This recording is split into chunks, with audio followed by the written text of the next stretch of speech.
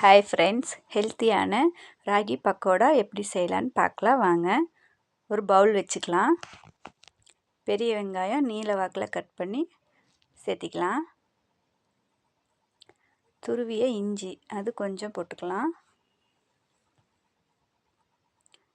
மல்லித்தழை அது கொஞ்சம், கருவேப்பிலை கொஞ்சம்,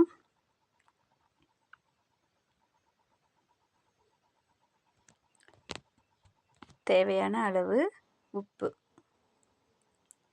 இதெல்லாம் சேர்த்து மிக்ஸ் பண்ணிக்கலாம். வெங்காயத்தில் ஈரப்பதம் இருக்குது, அதனால் ஃபஸ்ட்டு இதெல்லாம் ஒன்றா மிக்ஸ் பண்ணிடலாம்.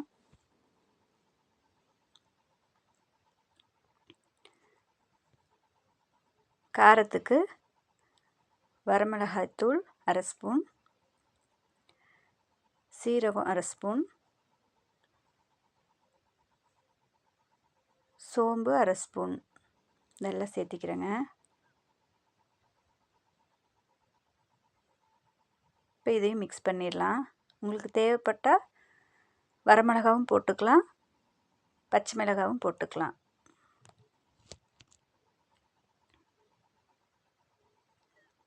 ஒரு சின்ன கப்பில் 2 கப்பு ராகி மாவு அதையும் போட்டுக்கிறேன். சப்ஸ்கிரைப் பண்ணாதவங்க சப்ஸ்கிரைப் பண்ணுங்கள் ஃப்ரெண்ட்ஸ்.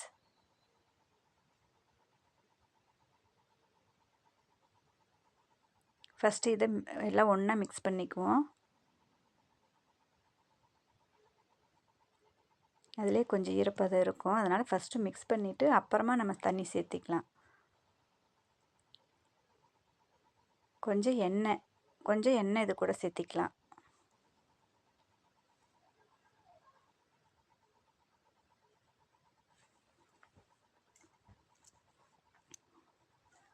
கொஞ்சம் கொஞ்சமாக தண்ணி விட்டு பிசைஞ்சுக்கிறேன்.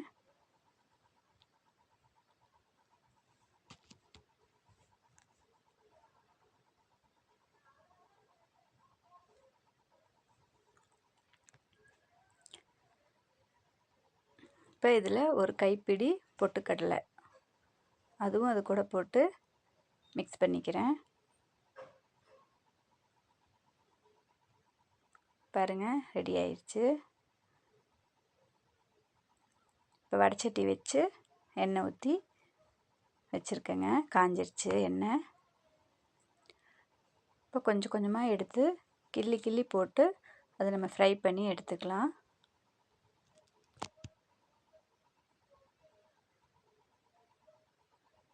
ஹெல்த்தியான டேஸ்டியான கிறிஸ்பியான ஈவினிங் ஸ்நாக்ஸ் ரெடி ஆயிடுச்சுங்க.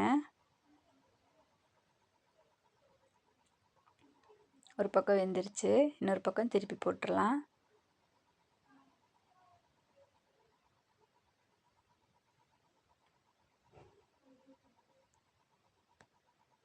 சுட சுட ராகி பக்கோடா ரெடி. சப்ஸ்கிரைப் பண்ணாமல் பார்க்குறவங்க சப்ஸ்கிரைப் பண்ணுங்கள், லைக் பண்ணுங்கள், ஷேர் பண்ணுங்கள், செஞ்சு பார்த்துட்டு கமெண்ட் பண்ணுங்கள் ஃப்ரெண்ட்ஸ். ஓகே ஃப்ரெண்ட்ஸ், பாய்.